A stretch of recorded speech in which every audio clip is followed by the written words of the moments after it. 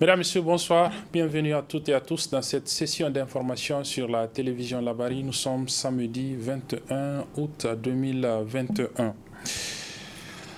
La région de Tillabéri encore endeuillée. En effet, hier soir, 16 autres civils et 16 autres civils ont été tués, 4 autres blessés par des hommes armés dans le village de Tam, c'est dans la commune rurale de Lanzourou, dans le département de Tillabéri. Ils ont été tués alors qu'ils s'adonnaient à la prière nocturne et cette autre attaque de civils intervient à peine quelques heures après le deuil national observé à la mémoire des 37 morts du village de Dareide, cette fois-ci dans la commune de Bani Bangou, c'était lundi dernier. Ce matin, une délégation ministérielle composée notamment du ministre en charge de la Défense nationale était au niveau du village de Tam. Dans le même temps, les ressortissants de la région de Tillabéri était en assemblée générale au niveau de la maison des jeunes Diado Sékou de Niamey pour ensemble réfléchir et trouver une solution à cette situation, cette recrudescence des attaques armées dans la région de Tillabéri. Je propose de suivre le résumé de cette rencontre des ressortissants de la région de Tillabéri avec nos reporters Nafissatou Yahaya et Sadou Doumi. C'est animé par la volonté de voir la région de Tillabéri retrouver la paix et la quiétude sociale que les ressortissants de cette région convoquent cette assemblée générale. Une rencontre à laquelle ont massivement répondu les filles et fils ressortissants de Tillabéri pour ensemble trouver des solutions afin de faire face à la recrudescence des attaques terroristes. La région de Tillabéri, depuis 2017, sinon au-delà, était vraiment en proie à une insécurité grandissante. Tous les jours que Dieu fait, c'est des morts. Les derniers qu'on a enregistrés, c'est hier, dans la commune rurale d'Anzourou. Dans une mosquée, les bandits ont trouvé les musulmans, ils ont ouvert le feu, il y a eu donc 15 morts. Vous n'êtes pas sans savoir que le lundi 16, dans le département de Bani Bangou, le village de Dareide, il y a eu 37 morts. Et tout ça pour vous dire que l'insécurité va grandissante dans la région de Tillabéri. Et c'est pour ça que nous avons convoqué cette assemblée générale en vue d'une part d'informer les gens, les populations en tout cas de la dangerosité du banditisme dans la région de Tillabéri, mais également leur annoncer ce qu'ils voulaient entendre. Qu'est-ce qu'ils voulaient entendre? Parce que depuis longtemps, les gens disent non, puisque le gouvernement a quelque part failli, il faut que nous nous défendions nous-mêmes. Nous avons fait cette annonce. Bien sûr que ça demande un travail en amont et même en aval. Donc ce sont ces informations que nous avons tenu à leur apporter. Un comité est d'ores et déjà mis en place à cet effet. Le comité va continuer à travailler. Maintenant, nous leur avons donné le micro pour que chacun s'exprime. Parce que les gens, puisqu'ils sont un peu dispersés partout, chacun sur les réseaux sociaux, comme vous le savez, et les rumeurs vont bon train, comme on dit. Donc c'est l'occasion de leur donner le micro, que chacun dise ce qu'il pense de la situation. Bien sûr, nous allons tirer une synthèse. Bien sûr, nous allons mettre un comité qui va réfléchir sur les mesures idoines à prendre pour faire face à cette insécurité. Voilà un peu très rapidement pourquoi nous avons convoqué cette assemblée générale. Et un motif de satisfaction, c'est qu'il y a eu beaucoup de morts. Le président du comité des ressortissants de Tillabéri a par ailleurs déploré la complicité d'une certaine partie de la population. Partout dans les villages, il y a des complices pour plusieurs raisons. Il y en a qui ont été terrorisés par ces bandits, finalement ils se rallient à eux. Il y en a qui trouvent qu'il y a un gain facile. Parce que vous n'êtes pas sans savoir, cette affaire, ça a commencé avec l'impôt qui prélevait sur les animaux. Donc ça faisait beaucoup d'argent. Pour qui connaît nos régions là, ils ont beaucoup d'animaux. Donc sur une tête de vache, ils prennent 3750, je crois. Donc c'est beaucoup d'argent. C'est pour ça que certains sont partis. Mais c'est indéniable, il ne faut pas le cacher. Lorsque une situation est là et que vous cherchez à la régler, il ne faut rien cacher. Il ne faut pas qu'il y ait des réserves. Qui qu'elle soit la personne, d'où qu'elle vienne la personne, si d'une manière ou d'une autre, on sent que cette personne est complice, il faut la dénoncer. Ils ont enfin salué le soutien des députés de la région de Tillabéri dans le cadre de cette lutte contre le terrorisme. Parlons à présent de l'épidémie de choléra qui sévit depuis quelques mois dans notre pays. Eh bien, les équipes des agents de santé sont à pied d'œuvre pour sensibiliser les populations sur les mesures préventives pour faire face à cette maladie, notamment au niveau des sites où les sinistrés des inondations, avec la promiscuité qu'il y a entre les populations, les risques d'une contamination sont assez élevés, comme nous allons le constater dans ce reportage signé Ariata Salah.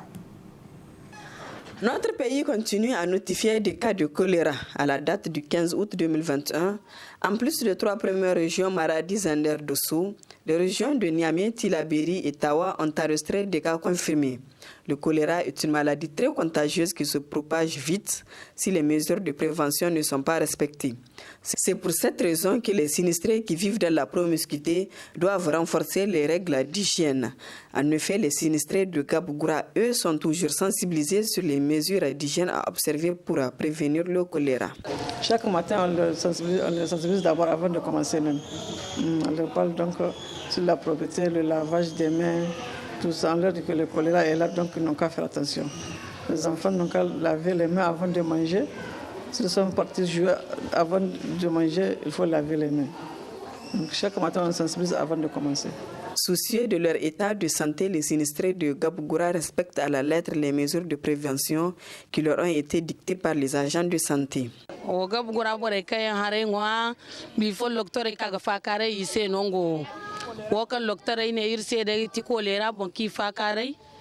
Les agents de santé sont venus nous sensibiliser sur les mesures d'hygiène à observer pour éviter le choléra.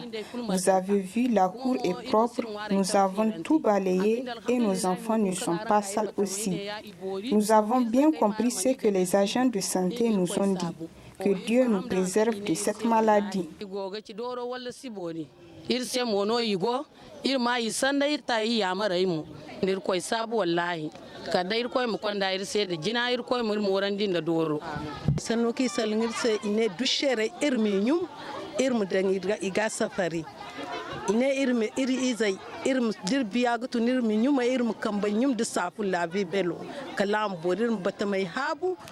Les agents de santé nous ont dit de tenir nos toilettes propres ainsi que les enfants et nos habits, les laver régulièrement et balayer nos cours, car les mouches sont les vecteurs de plusieurs maladies.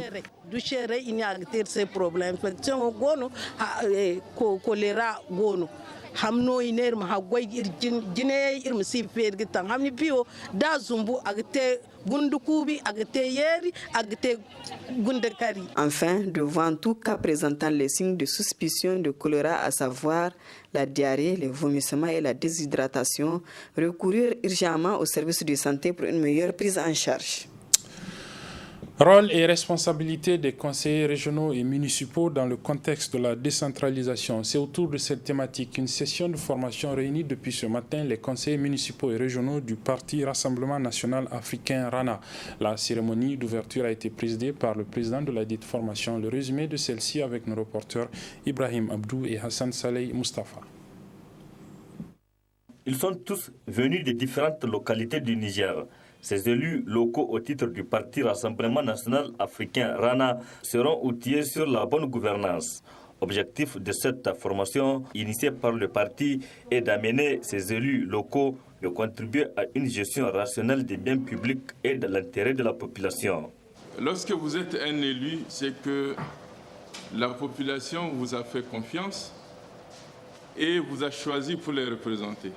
Et vous devez assumer ce rôle avec une disposition psychologique, morale, la meilleure possible, mais avec des compétences également pour faire votre travail de conseiller municipal.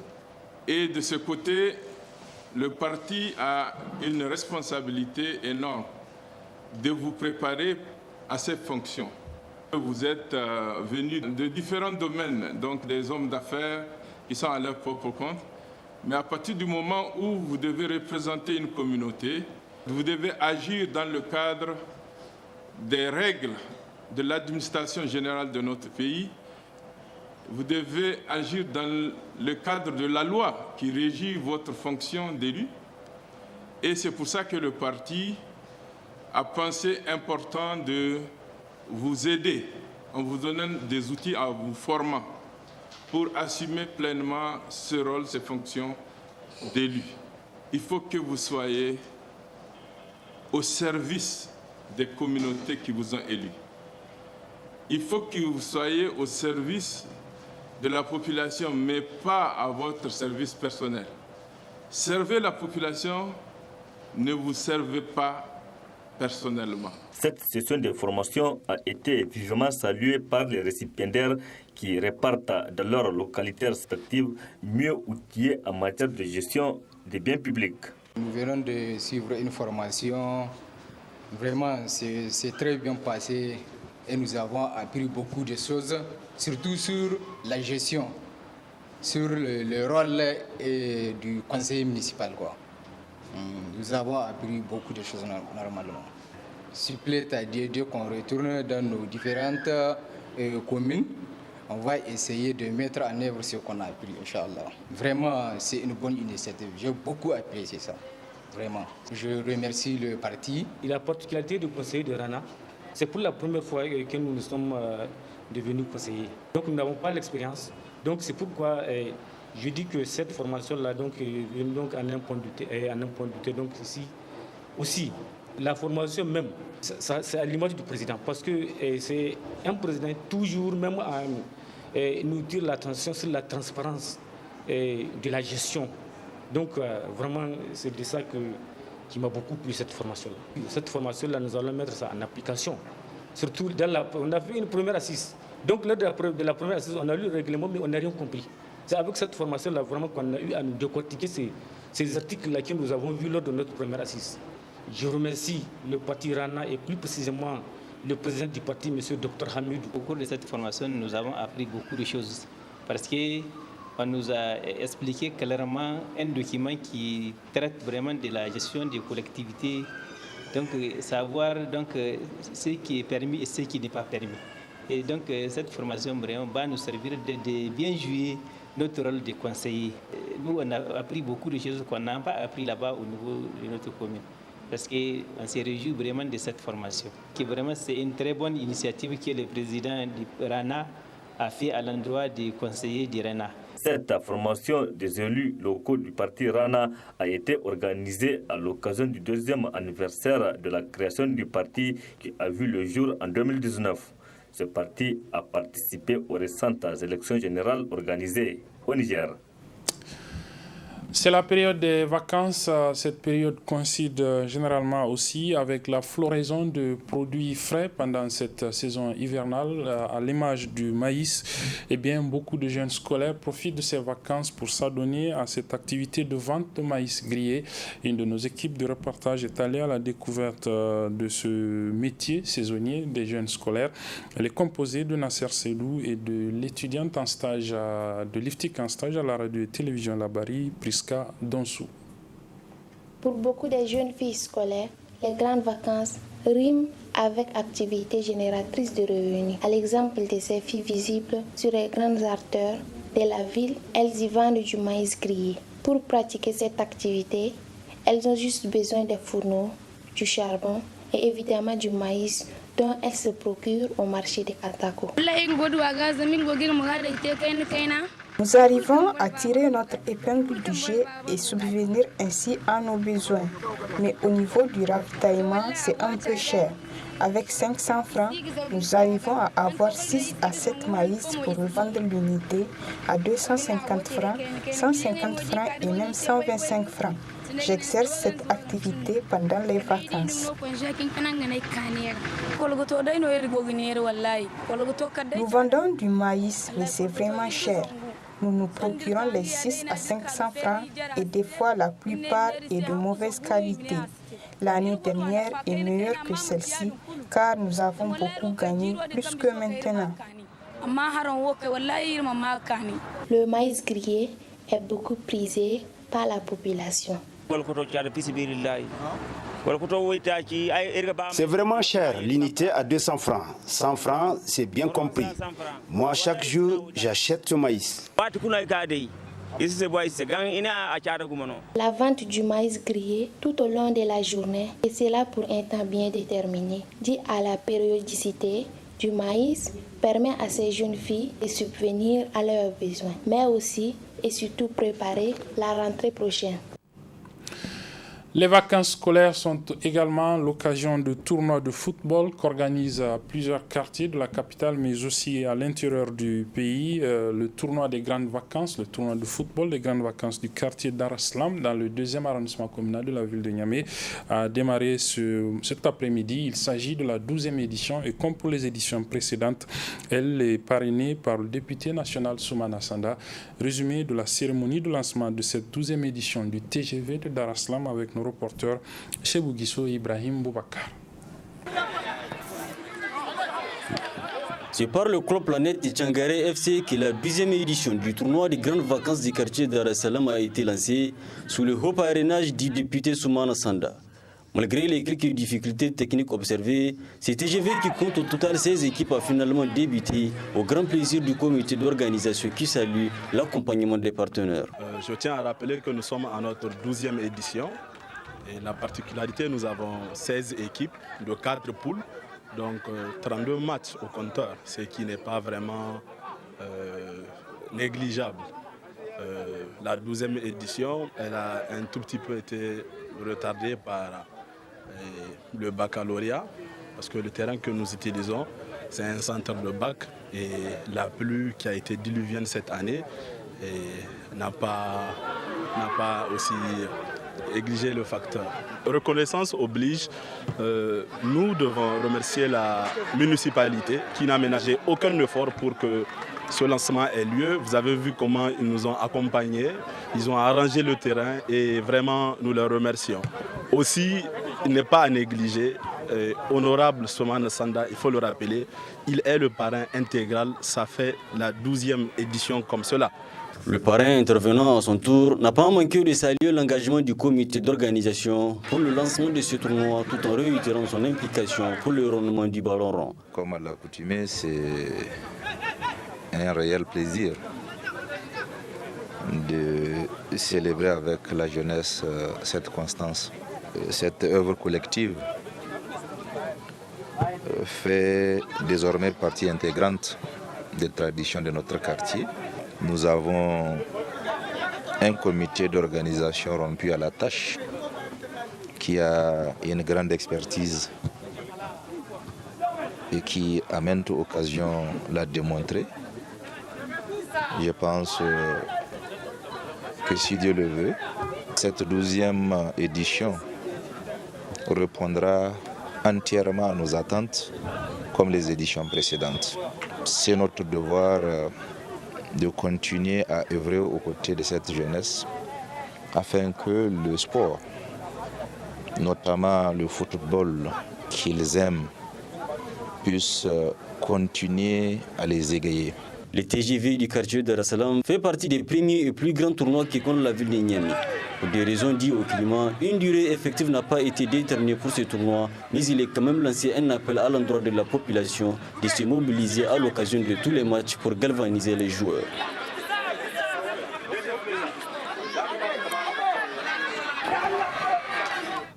Voilà, c'est sur le lancement de cette 12e édition du TGV du quartier Dar es Salaam dans le 2e arrondissement communal de la ville de Niamey que se referme cette édition, mesdames, messieurs. Merci de l'avoir suivi. Merci également aux équipes techniques et rédactionnelles qui m'ont aidé à la présenter. Les programmes se poursuivent sur la télévision Labari. Au revoir.